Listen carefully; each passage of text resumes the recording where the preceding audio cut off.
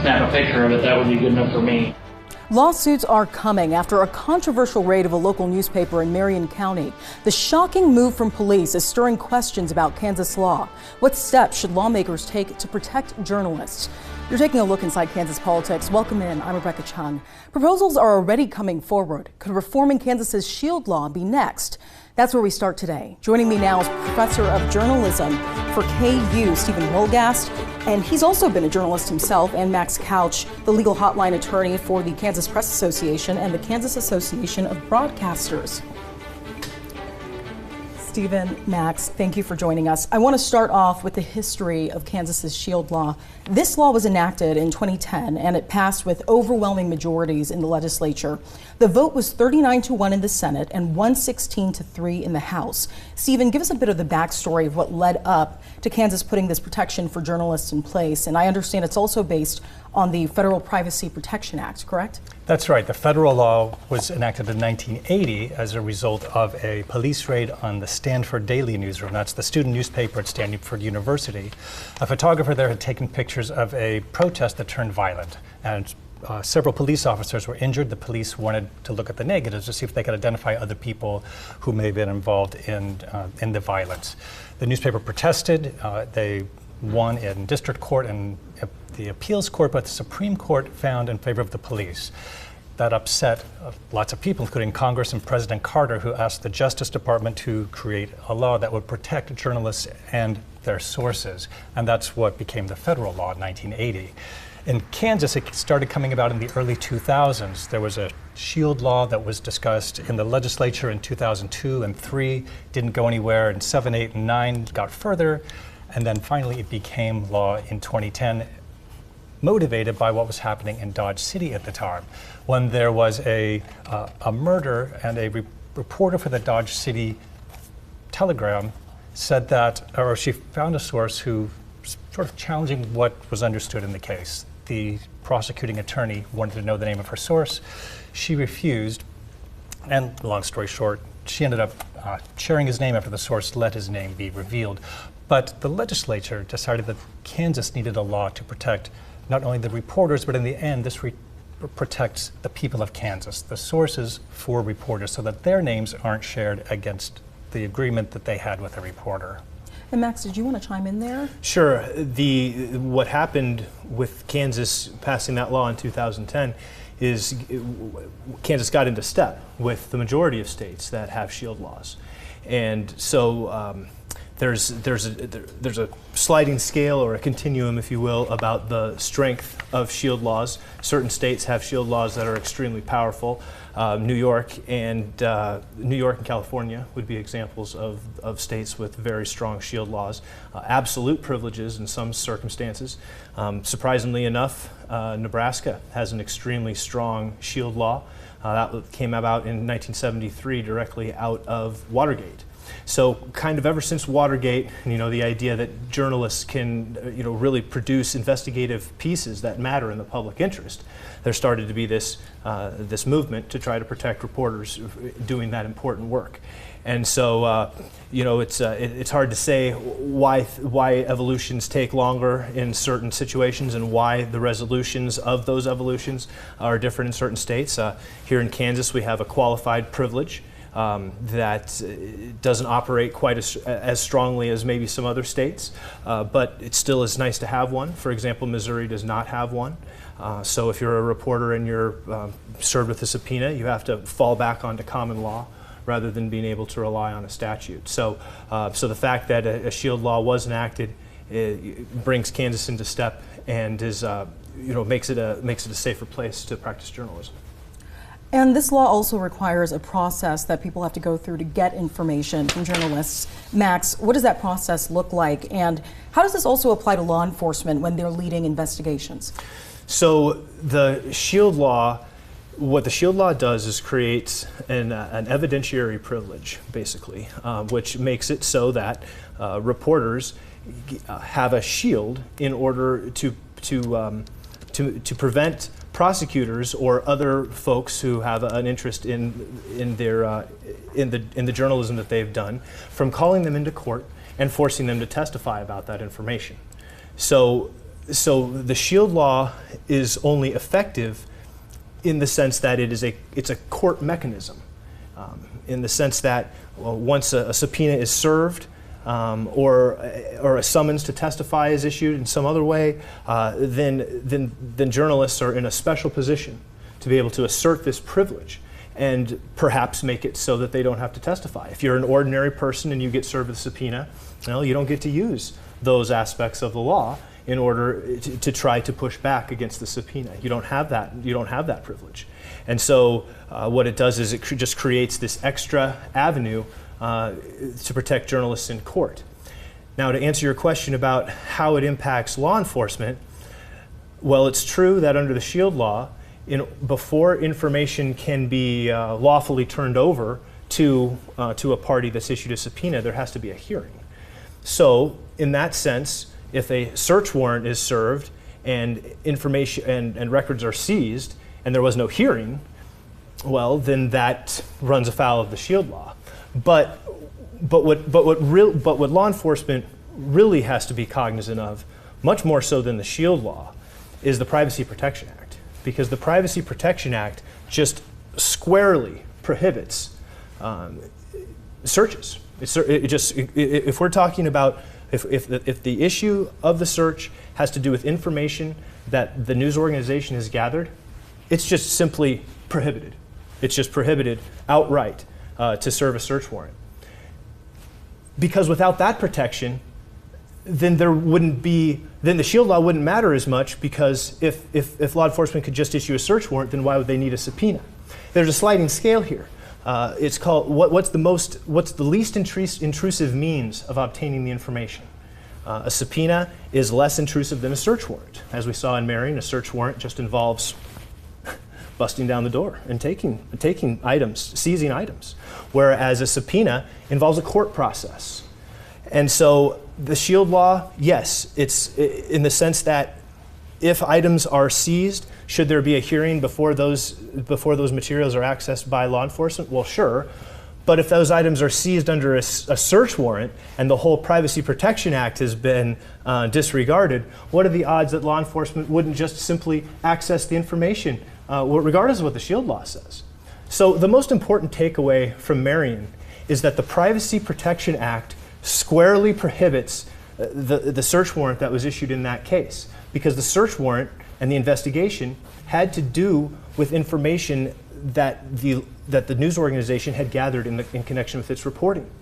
There was no allegation that there was any independent crime. There was, there's no murder. There was no sexual assault. No independent crime. Any allegation that there was any wrongdoing at all had to do with information that was in possession of the newspaper. And so at that point, not only does the shield law protect against a subpoena, but the Privacy Protection Act protects against the execution of the search warrant. And so the fact that the search warrant was executed despite the Privacy Protection Act, that's the problem that we have here. And either one of you can chime in here, but how far does this law go to protect journalists? Is it enough, would you say? Didn't seem to work in Marion County, but that's where I hope that there'll be civil suits, someone's going to learn a lesson that these laws apply even if someone is unaware of them. So yeah, I mean, that's a question. Should the law be changed, or do we just need judges to be more aware of what's going on when the police ask for a search warrant? And I completely agree with that. The Privacy Protection Act, as it is written, is sufficient to protect against this kind of thing. Perhaps a possibility would be to incorporate the sort of subpoena first type of language into the state shield law. That's a possibility, but that's not traditionally the purpose of a shield law. A shield law, again, is to provide the mechanism to fight against a subpoena, a lawfully issued subpoena. Well, that's totally different from a search warrant. And to say, so Max will keep me on track, but a search warrant would say, well, the police can search the newsroom for this document that they're looking for, which means they can search your computer, your notes, your folder, your bag, your cell phone, and of the guy sitting next to you. But if the subpoena says, well, the newsroom must produce this document, right? So it's really narrow. The newsroom then must comply if the judge agrees with it. So that's one of the huge issues here. Instead of this fishing expedition for a chunk of the newsroom, so why not just ask for the information they were looking for, which is what the law demands. And I would also say that Kansas has a procedure to do this very thing. It's called an inquisition. An inquisition is a creature of statute. It's not a procedure that should be used often, and I'm not suggesting that it should be used often because it's essentially a confidential court proceeding. And so that's the kind of thing that needs to be used very judiciously. But in this situation, that could have been a possibility. If the law enforcement agency in Marion truly believed that there was a crime being committed, what they could have done is filed a case, state versus John Doe, even. They could have created that under this statutory construct of an inquisition, and then they could have issued a subpoena in the context of that inquisition. And then the newspaper would have had an opportunity to assert its rights under the Shield Law. And that is how it's supposed to go. If the law enforcement agency truly believes that it has some probable cause or any sort of certainty that a crime has been committed, there are a range of things that can be done prior to issuing a search warrant. And so I think that's really why Marion was so shocking, because it's clearly established law. The Privacy Protection Act is a clearly established law that's been in effect since 1980 and expressly prohibits what happened here. Yet it happened. All right, thank you both. And coming up, did law enforcement in Marion County break the law? That's the question we're asking next. We'll tell you what factors will come into play. We'll be right back. You're watching Inside Kansas Politics. Do you have questions about hearing loss, hearing aids, or tinnitus? New Sound invites you to a free workshop with hearing aid expert Spencer Schmidt and Dr. Gonzalez. No sales pressure, just answers. Call to reserve your spot. Need help posting a bond? 75 Bail Bonds has experience with the courts and knows how to work to your benefit. We offer fast, affordable, and convenient service. Call 75 Bail Bonds, your 24-hour bond service. I'm Steve Matukowicz. And I'm Diana Cox. Together with Washburn University, We'd like to congratulate this month's Everything Woman honoree. Congratulations, Jade Pyros de Carvalho. Everything Woman, sponsored by Sharp Honda, Topeka ER and Hospital, and Washburn University.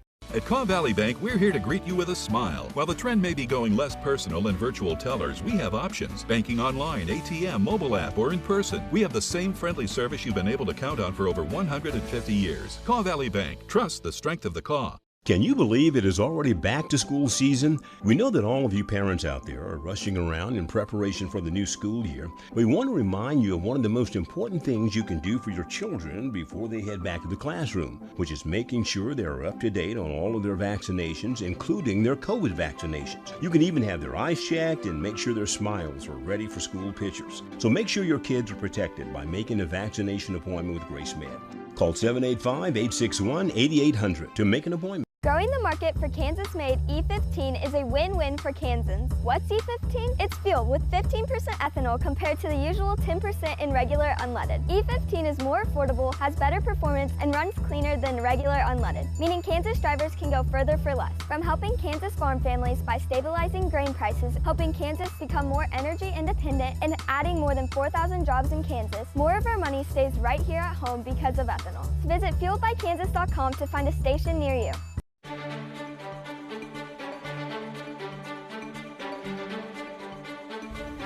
Welcome back to Inside Kansas Politics. I'm Rebecca Chung. Today we're getting answers on Kansas's Shield Law, protection for journalists. Stephen, Max, police raided the Marion County Record, a local newspaper in Marion, Kansas, on August 11th. They took equipment like computers, cell phones. The question is, did law enforcement break the law? Stephen, let's start with you.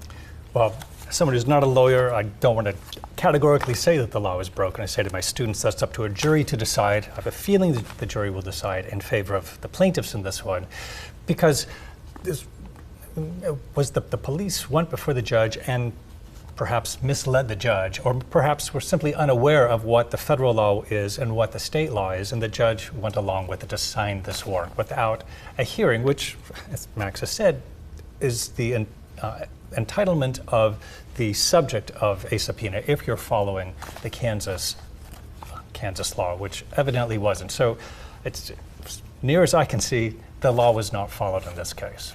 And Max, what you say did law enforcement break the law, and what steps do you think they should have taken in a situation like this?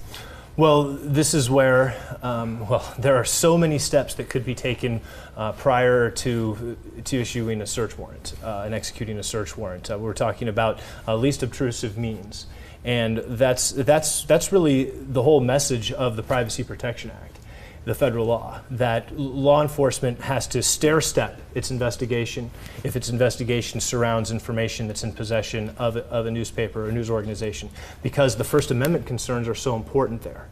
So ultimately what the law recognizes is that the importance of the First Amendment and the importance of the free flow of information and the importance of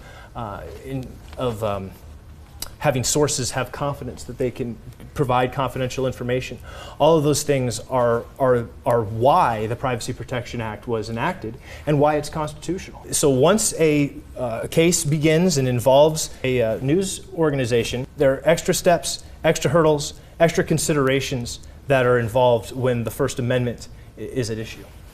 Max, thank you. And after the break, what will the raid mean for freedom of the press? We're getting those answers coming up. We'll be right back. You're watching Inside Kansas Politics.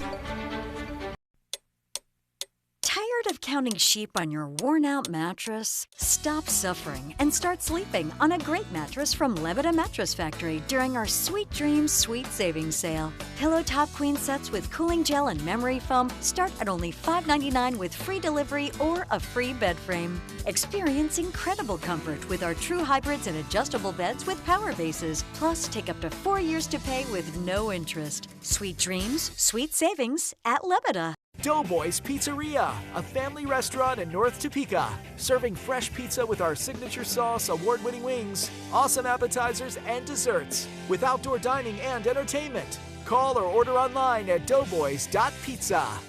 It is extremely important to have carbon monoxide detectors in your home. Now is the time to call DeBackers for a complete tune and clean of your furnace and proper placement of carbon monoxide detectors, keeping your family safe for over 60 years. DeBackers Heating and Cooling. At Cox Mobile, we know that every family has different needs. That's why the more gig unlimited lines you add, the more everyone saves. Well, almost everyone. Now, when you switch to Cox Mobile, you'll pay as low as $30 per line when you add 4 or more gig unlimited lines. And it's all on the network with unbeatable 5G reliability. With no annual contract. Visit us today to get started. And bring the crew, too. September is Hunger Action Month, and we're lending a hand at our local food bank. Volunteers are critical to providing food for everyone throughout the year. When people are fed, futures are nourished. This Hunger Action Month, join Feeding America and consider donating, volunteering, or advocating so everyone can be part of the movement to end hunger. Join the movement at feedingamerica.org/Hunger Action Month.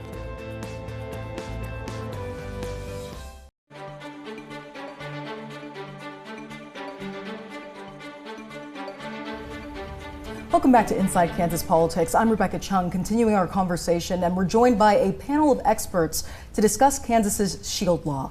Stephen, Max, when we talk about the SHIELD law, protections for journalists, we're talking about freedom of the press.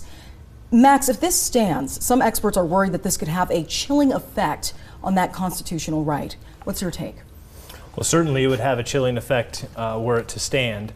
One of the most important parts of journalism is being able to receive communications from sources and to be able to have an agreement with that source that source's name will not become public. And that's an interesting negotiation that sometimes has to happen between reporter and source, but it's a bedrock of the First Amendment, because without the reasonable belief on the part of the source that their name would not be exposed or disclosed in some sort of law enforcement or other sort of legal proceeding, the willingness of that source to contribute that information would be nil, and then the ability of the press to perform its First Amendment watchdog functions would be compromised. And Stephen, what about you? What could happen if this situation goes unaddressed? What does it mean for journalists who are pursuing stories? That's a great question. And first I have to correct myself. I called the newspaper in Dodge City the Telegram, which is the newspaper in Garden City. The Dodge City paper is the Globe. So whether you're in Dodge City, Garden City, anywhere else in Kansas, the issue is who would be your source if your source knows that by telling you something confidentially, the next day the police can come in, raid your office, and find out who the source was, particularly if this is perhaps a tip about some improper activity by the government or maybe even illegal activity. And that's especially important because in the history of the First Amendment, we have the freedom of the press so that the press can be the watchdog on government. And if that suddenly comes to a halt, well, we've lost the reason for the First Amendment of the U.S. Constitution. And that's, as Matt said, another reason this cannot stand. Max, anything you wanted to add there? I just would say that so far there's been at least one lawsuit that's been filed that illustrates these concerns, and I think that I mean just reviewing the contents of that complaint really goes to show the egregious nature of what happened here. The cell phone that was taken out of her hand was not even listed in the search warrant affidavit as anything connected to any crime. Yet the chief physically, personally took it out of her hand. You know, that's a media lawyer's worst nightmare. I mean, it's just a journalist's nightmare to see a law enforcement agency operating under the color of law, i.e. executing a search warrant, presumably to retaliate against reporting in the public interest. It can't be allowed to stand, and I don't think it will be. Thank you both. And up next, what steps should lawmakers take? We'll be right back. You're watching Inside Kansas Politics. Only at Mattress Headquarters do you get the lowest price plus free delivery and free sheets on over 100 top brand mattresses. Find 8 Serta and Sealy queen mattresses under $788, including delivery, and 1,200 thread count sheets. Visit Mattress Headquarters at the Furniture Mall today. Oh yeah! Protect your home from sudden power outages with a Generac home standby generator installed by Shockwave Electric's certified experts. Call Shockwave Electric for all your commercial and residential electrical services. Cloud County is your home away from home. Through hands-on learning, small class sizes, and affordable tuition, you can develop your unique talents with support from our caring faculty and staff. Join our family and be Cloud proud. Normal.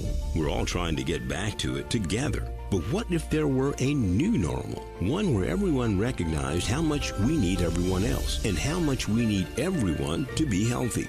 At Grace Med, that's our hope. That's why we provide a medical home in 16 locations with a wide range of healthcare services for everyone, regardless of their ability to pay. It's also why we deliver care when and where it's needed most. Because we're Grace Med, the home of hope care for everyone.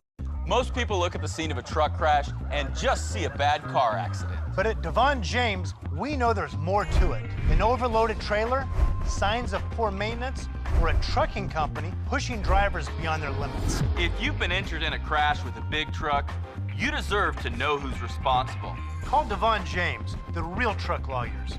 We can uncover the true cause of your crash. And fight for the compensation you deserve. Devon James wins. Call 888-8888. We know inflation has made a lot of changes, but at the Furniture Mall, we've made some changes of our own. Introducing our Oh Yeah Extreme Values. You get a whole lot more without getting cheap. Enjoy the fun of shopping here at the Furniture Mall. Oh yeah.